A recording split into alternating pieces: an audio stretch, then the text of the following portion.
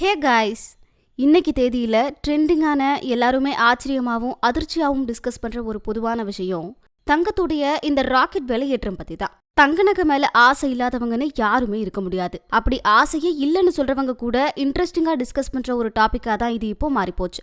இதுக்கெல்லாம் ட்ரம்ப் தான் காரணம். நான் அப்பவே சொன்னேன், இன்னும் கொஞ்சம் கிராம் எக்ஸ்ட்ரா சேர்த்து வாங்கலாம்னு. இவர் தான் இன்னும் குறையும் அப்புறம் வாங்கிக்கலாம்னு சொல்லிட்டாரு. அவசரப்பட்டு என்கிட்ட இருந்த பழைய தங்க நகையெல்லாம் வித்துட்டேன். இப்போ திருப்பி எப்படி வாங்குறது? இப்படி ஒவ்வொருத்தருக்கும் அவங்களுடைய மனசுல இருக்க குறைகளை சொல்லி புலம்புறதுக்கு காரணமா மாறி போச்சு கோல்ட் ரேட்.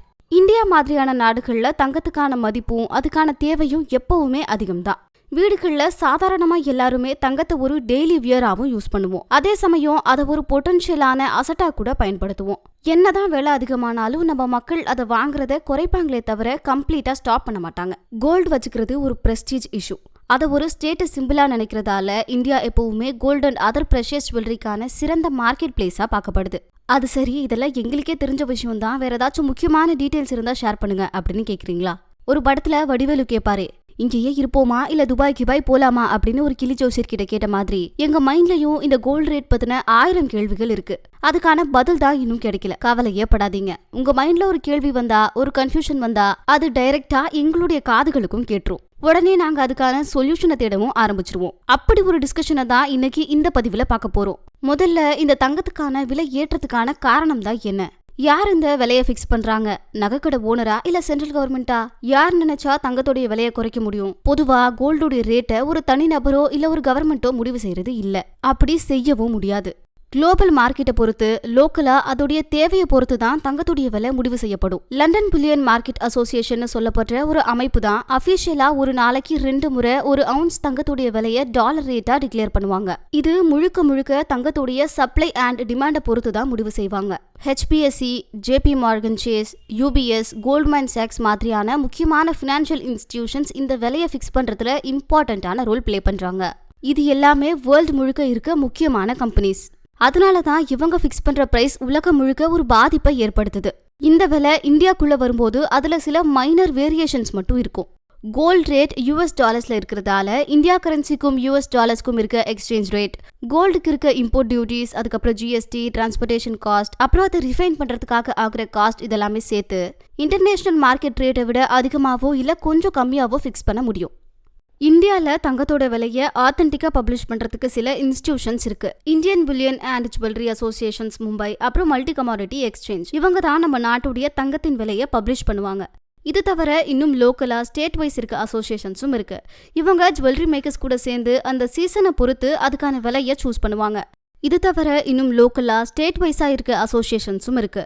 ஜுவல்லரி மேக்கர்ஸ் கூட சேர்ந்து அந்த சீசனை பொறுத்து அதுக்கான விலையை சூஸ் பண்ணுவாங்க.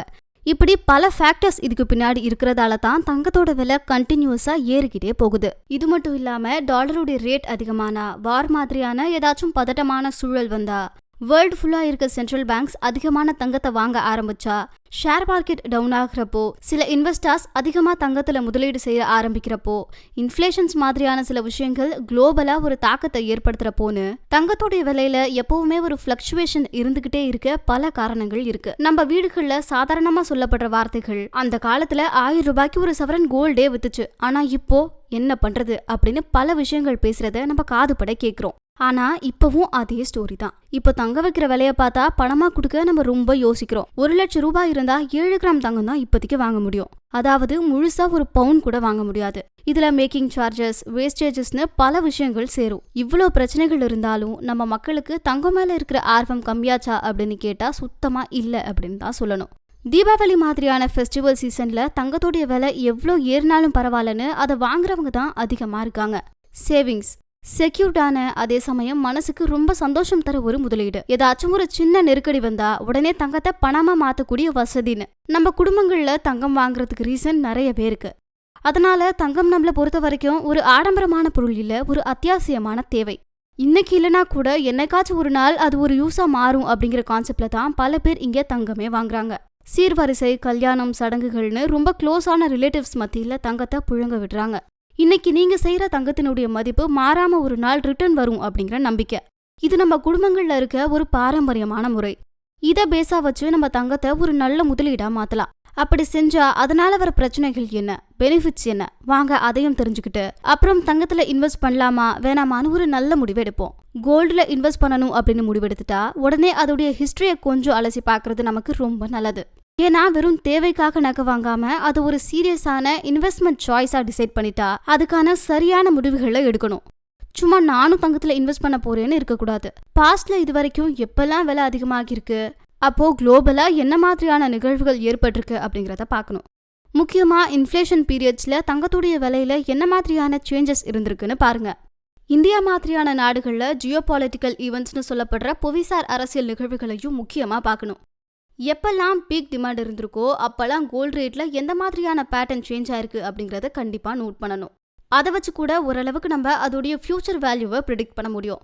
கோல்டு மட்டும் இல்லாம வேற எந்த இன்வெஸ்ட்மெண்ட் செய்யணும்னா கூட ஹிஸ்டாரிக்கல் டேட்டாஸ் கூட இப்ப இருக்கிற குளோபல் ட்ரெண்ட்ஸையும் சேர்த்து வச்சு முடிவெடுக்கிறது ரொம்ப நல்லது. வெறும் டேட்டாஸை வச்சு நம்மளால ஒண்ணுமே ப்ரிடிக்ட் பண்ண முடியாது. இப்போ கரண்ட்ல அதோடைய நிலை என்னன்னு பார்க்க தெரிஞ்சா மட்டும்தான் ஒரு நல்ல இன்வெஸ்ட்மெண்ட் ஆப்ஷனா மாற்ற முடியும். எப்பவுமே அடுத்த வாரம் எவ்வளோ விலை ஏறும் அப்படிங்கிறத வச்சு இன்வெஸ்ட்மெண்ட் பண்ண முடிவெடுக்கவே கூடாது. மாறிக்கிட்டே வர ட்ரெண்ட்ல இதை ஒரு டேட்டாவா வேணா வச்சு ஒரு கைடன்ஸ்க்கு யூஸ் பண்ணிக்கலாம். இப்படி தங்கத்துடைய விலை அதிகமாகிட்டே வந்தா அதனால வர பொருளாதார சிக்கல்கள், கடனுடைய அளவுகள் மாறுமா அப்படின்னு கேட்டா கண்டிப்பா மாறும்.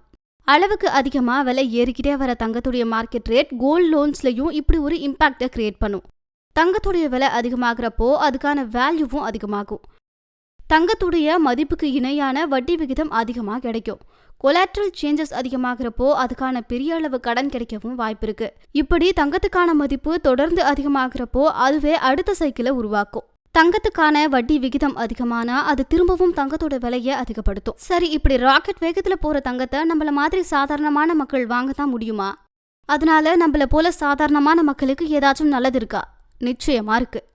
இந்த மாதிரியான எக்கனாமிக் அன்சர்டனிட்டின்னு சொல்லப்படுற நிச்சயமில்லாத தன்மை ஒரு சில பேருக்கு கொஞ்சம் நல்லதும் செய்யும். சப்போஸ் உங்களுக்கு உடனடியா பண தேவை இருந்தா உங்ககிட்ட இருக்க பழைய தங்கத்தை, அதாவது நீங்க கம்மியான விலைக்கு வாங்க வச்சிருந்த தங்கத்தை அதிக விலைக்கு விற்கலாம். அதை வச்சு ஒரு ப்ராப்பர்ட்டியோ இல்ல ஏதாச்சும் சொத்துக்களை வாங்க யூஸ் பண்ணிக்கலாம். இப்போ இருக்க விலைக்கு கோல்டுல இன்வெஸ்ட் பண்றது உங்களுடைய லாங் டேர்ம் பெனிஃபிட்டா மாறலாம். உடனே அதுக்கான ரிட்டர்ன்ஸை எதிர்பார்க்க கூடாதுன்னா கூட தங்கத்துடைய விலையில வர ஏற்ற இறக்கங்களை பொறுமையாக கவனிச்சு உங்களுக்கான ஒரு லாங் டேர்ம் பெனிஃபிஷியல் இன்வெஸ்ட்மெண்ட்டா உருவாக்கலாம். இப்படி எல்லாருமே கோல்டுல இன்வெஸ்ட் பண்ண ஆரம்பிச்சுட்டா அதனால கூட கோல்டோட ரேட் ஒரு நிலையான மதிப்புக்கு மாற காரணமா இருக்கும். அதாவது இன்வெஸ்டர்ஸ் தங்கத்துக்கான ஒரு அடிப்படை விலையை நியமனம் செய்யவும் வாய்ப்பு இருக்கு. ஒரு பேலன்ஸ்டான ட்ரேட் ஸ்ட்ரக்சர் உருவாக ஆரம்பிக்கும். தங்கத்துடைய விலை அதிகமாகும் போது அது ரிலேட்டடா இருக்க மற்ற வியாபாரங்கள், லாஜிஸ்டிக்ஸ்னு மற்ற விஷயங்களும் சேர்ந்து வளரும். சரி, அப்போ எல்லாமே பெனிஃபிட்ஸ் தானா? ரிஸ்க் ஃபேக்டர்ஸே இல்லையா? அது எப்படிங்க இல்லாமல் இருக்கும்? இவ்வளோ கம்மியான டைம் ஸ்பேனில் அதிகமாகி இருக்கிற தங்கத்துடைய விலை ஏற்றத்தினால வர ரிஸ்க் ஃபேக்டர்ஸையும் நீங்கள் தெரிஞ்சுக்கிட்டா தான் அதில் ப்ரைமரியாக முதலீடு செய்யலாமா வேணாமாங்கிற டெசிஷனை எடுக்க முடியும். அப்படிப்பட்ட சில ரிஸ்கான ஃபேக்டர்ஸ்லாம் என்னென்ன அப்படின்னா, பொருட்களுடைய விலை அதிகமாகிறப்போ பணத்துடைய மதிப்பு குறைய ஆரம்பிக்கும். ஆனா அதுக்கு ஈக்குவலா தங்கத்துடைய விலையும் அதிகமாகும். இது மோசமான ஒரு பண வீக்கத்துக்கு வழிவகுக்கும். உள்ளூர் நாணயத்தினுடைய மதிப்பு குறைய ஆரம்பிக்கும் போது தங்கத்தை இம்போர்ட் பண்ற சார்ஜஸ் இன்னும் அதிகமாகும். இந்தியா மாதிரியான கோல்டை இம்போர்ட் பண்ற நாடுகளுக்கு இது கொஞ்சம் பாதிப்பை தர விதமா இருக்கும். ட்ரேடை பேலன்ஸ் பண்றதுல ஒரு நெகட்டிவான இம்பாக்ட் உருவாகும். இதனால கரண்ட் அக்கவுண்ட் லெவல்ல மோசமான ஒரு பாதிப்பை சந்திக்க முடியும். இண்டஸ்ட்ரியல் டிமாண்ட், கோல்ட் ஜுவல்லரி மார்க்கெட்டை தாண்டி சில corporate sectors and electronics company கூட இதனால பாதிக்கப்படலாம். இவங்களும் ஒவ்வொரு வருஷமும் தங்கத்துல முதலீடு செஞ்சுட்டு தான் இருக்காங்க. சப்போஸ் நீங்க ஒரு நார்மலான ஃபேமிலி பேக்ரவுண்ட்ல இருக்க நபரா இருந்து உங்களுடைய ஃபேமிலி இன்கம் ஒரு மாசத்துக்கு அட்லீஸ்ட் ஒரு 50,000 to 70,000 இருந்தா உங்களுக்கு தங்கத்துடைய தேவை என்னன்னு பாருங்க. கல்யாணம், அப்படி இல்லைனா குழந்தைங்களுடைய ஃபியூச்சருக்காக யூஸ் ஆகிற ஒரு அசட், அதுவும் இல்லைனா ஃபியூச்சர்ல ஒரு பணவீக்கம் வந்தா அதுல இருந்து உங்களை காப்பாத்திக்க செய்யற ஒரு இன்வெஸ்ட்மெண்டா, என்ன காரணத்துக்காக தங்கத்தை வாங்குறீங்கன்னு முதல்ல யோசிங்க. மேரேஜ் இல்லைனா குழந்தைங்களுக்காக நகையை வாங்க நினைச்சா பிசிக்கல் கோல்டா வாங்குங்க, முடிஞ்ச வரைக்கும் காயின்ஸா இல்லைனா கோல்டு பிஸ்கட்ஸா வாங்குறது. அப்பதான் தங்கத்தோடைய விலையில வர ஏற்ற இறக்கங்களை சமாளிக்க முடியும். இல்ல லாங் டேர்ம் இன்வெஸ்ட்மெண்ட் ஆப்ஷனா யோசிச்சா கோல்டு பாண்ட்ஸா சூஸ் பண்ணிக்கலாம். இது ரெண்டுமே வேணா என்னுடைய உடனடி நீட்ஸ்க்கு லிக்விட் கேஷா மாத்த ஒரு அசட் வேணும்னு நினைக்கிறவங்க டிஜிட்டல் கோல்டு ஆப்ஷன்ஸை சூஸ் பண்ணிக்கலாம். கோல்டு ETF முறைகளை தேர்ந்தெடுக்கலாம். இதனால பிசிக்கல் கோல்டு சேஃப்டியா வச்சுக்கிற பிரச்சனைகளை அவாய்ட் பண்ணலாம். சில சமயம் உங்களுக்கு தேவையான சந்தர்ப்பத்துல உடனே அதை கேஷா மாத்திக்கவும் முடியும். உங்க பசங்களுடைய எதிர்காலத்துக்கு அவங்க ஃபியூச்சருக்காக சேமிக்க நினைச்சா அதுக்கு கண்டிப்பா ஒரு 10 வருஷமாவது டைம் எடுக்கும். அது வரைக்கும் மந்த்லி அதுக்கான ஒரு அமௌண்ட்டை தொடர்ந்து சேர்த்து வைக்கலாம். அதே போல லாங் டேர்ம் இன்வெஸ்ட்மெண்ட் ஆப்ஷனா சூஸ் பண்ணாலும் குறைஞ்சது ஒரு 8 இருந்து 10 வருஷம் அதுக்கான டைம் கொடுக்கணும். எமர்ஜென்சி பர்பஸ்க்கு லிக்விட் கேஷை மாத்த நினைச்சா மட்டும்தான் ஒரு 2 இல்ல 3 வருஷத்துக்கு கோல்டு இன்வெஸ்ட்மெண்ட்டை சூஸ் பண்ணலாம். சப்போஸ் அடுத்த 8 வருஷத்துல தங்கத்துடைய விலை ஆவரேஜா 10% இன்க்ரீஸ் ஆச்சு அப்படின்னு வைங்க. அப்போ இன்னைக்கு நீங்க 2.5 lakhs இன்வெஸ்ட் பண்ணா 3 வருஷத்துல அது 3.5 lakhs மாறும். அதுவே இன்னும் 8 வருஷத்துக்கு அப்புறம் 10 lakhsக்கும் அதிகமா உயரும். இன்வெஸ்ட்மெண்ட்டை பொறுத்த வரைக்கும் எவ்வளவு பண்ணணும் அப்படிங்கிற முடிவெடுக்க வேண்டியது தனிப்பட்ட நபருடைய விருப்பம். அவங்க இருக்க குடும்பத்துடைய தேவையை பொறுத்தும் தங்கம் வாங்குறது ஒரு பழக்கமா ஒரு பெருமையா மட்டும் நினைக்காம ஃபியூச்சர்ல யூஸ் ஆகிற ஒரு இன்வெஸ்ட்மெண்ட் ஆப்ஷனா பாருங்க. ஒரு வீட்டுல கணவன் மனைவி இருந்தா 2 பேரும் சேர்ந்து அவங்களுடைய பங்களிப்பை தர இருக்கணும். ஒருத்தர் மட்டுமே சேமிக்கணும் அப்படிங்கிறது கட்டாயமே கிடையாது. ஒரு கூட்டு முயற்சியா மாறும்போது உங்களுக்கு அது ஒரு சுமையா தெரியாது. சின்ன குழந்தைங்களுக்கு கூட சேமிக்கிற முக்கியத்துவத்தை புரிய வைக்கணும். அவங்களுடைய ஏர்லி சேவிங்ஸை வச்சு அவங்களுக்கான ஜுவல்லரியை வாங்க என்கரேஜ் பண்ணுங்க. முடிஞ்ச வரைக்கும் ஃபெஸ்டிவல் டைம்ல ஜுவல்லரி வாங்குறத சுத்தமா அவாய்ட் பண்ணிருங்க. இந்த ஒரு மென்டாலிட்டி தேவையில்லாத விலை ஏற்றத்தை தடுக்க உதவும். இந்தியால தங்கம் ஒரு கமாடிட்டி மட்டும் இல்லாம அது ஒரு கல்ச்சர் ரிலேட்டடான ஒரு விஷயமா பிரைடா பார்க்கப்படுது. அது ஒரு செக்யூர்டான அசட்டா நம்ம எல்லார் வீடுகள்லயும் தங்கத்துடைய மதிப்பு என்னைக்கும் மாறாம இருக்கு. இங்க மட்டும் இல்லாம வேர்ல்ட் லெவல்ல ஒரு முக்கியமான பொருளாதார மாற்றத்தை உருவாக்கக்கூடிய பொருளா தங்கம் என்னைக்குமே இருக்கும். தங்கத்துடைய விலைக்கு பின்னாடி ஏகப்பட்ட ஃபேக்டர்ஸ் இருக்கிறதுனால விலை அதிகமா இருக்க டைம்ல அதை வாங்க நினைக்கவே கூடாது. ஏன்னா உங்களுடைய மொத்த சேவிங்ஸையும் ஒரே இடத்துல முடக்கி வைக்கிறது அவ்வளோ நல்லது கிடையாது.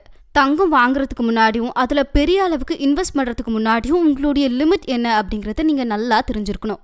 ஒரு ஹெல்தியான பவுண்டரி ஒன்று ஃபிக்ஸ் பண்றது ரொம்ப நல்லது. அதே மாதிரி தங்கத்தை என்ன ஃபார்ம்ல வாங்க போறோம் அப்படிங்கிற முடிவையும் எடுக்கணும். பிசிக்கல் கமாடிட்டியா இல்ல எக்ஸ்சேஞ்ச் ட்ரேடட் ஃபண்ட்ஸா எதுன்னு முடிவு செய்யணும். 1-2 வருஷத்துல இன்னும் கொஞ்சம் விலை அதிகமாகலாம். அதே சமயம் மேக்கிங் சார்ஜஸ் ஜிஎஸ்டின்னு கூடுதலான அடிஷ்னல் காஸ்ட் சேர்த்து தர வேண்டிய நிலைமையும் வரலாம். ஸோ இன்வெஸ்ட்மெண்ட் ஆப்ஷனா இல்ல சேஃப்டிக்காக வாங்குறீங்களான்னு நல்லா யோசிச்சு பார்த்து முடிவெடுக்கணும். தங்கம் வெள்ளின்னு எந்த ஆபரண பொருளா இன்வெஸ்ட் பண்ண நினைச்சாலும் அது ஏதோ ஒரு விதத்துல ஒரு நல்ல இன்வெஸ்ட்மெண்டா தான் அமையும். நம்ம மக்கள் எப்பவுமே ஃபியூச்சரை பத்தி யோசிச்சுதான் அவங்களுடைய முதலீடுகளை செய்ய நினைப்பாங்க. ஒரு 10% மக்கள் தவிர மீதி இருக்க எல்லாருமே கஷ்டப்பட்டு தான் சம்பாதிக்கிறாங்க. அது ஒரு ஆஃபீஸா இருக்கட்டும் இல்ல ஒரு மைக்ரோ லெவல் பிசினஸா இருக்கட்டும், ரெண்டுத்துக்குமே ஈக்குவலான உழைப்பை தான் போடுவாங்க. அப்படி உழைச்சு வர ஒவ்வொரு காசும் ஒவ்வொரு பணமும் உங்களுக்கு யூஸ் ஆகிற ஒரு முதலீடா தான் இருக்கணும். அதுதான் உங்களுடைய ஃபர்ஸ்ட் சாய்ஸா இருக்கணும். இப்போ இருக்க நிலவரப்படி தங்கத்துடைய விலை ஃபியூச்சர்ல இன்னும் அதிகமாகும் அப்படிங்கிறது தான் பல பொருளாதார நிபுணர்களுடைய கணிப்பு. என்ன மாறினாலும் விலை ஏறினாலும் தங்கத்துடைய மதிப்பு மட்டும் குறையாது, மக்களுடைய தேவையும் தீராது.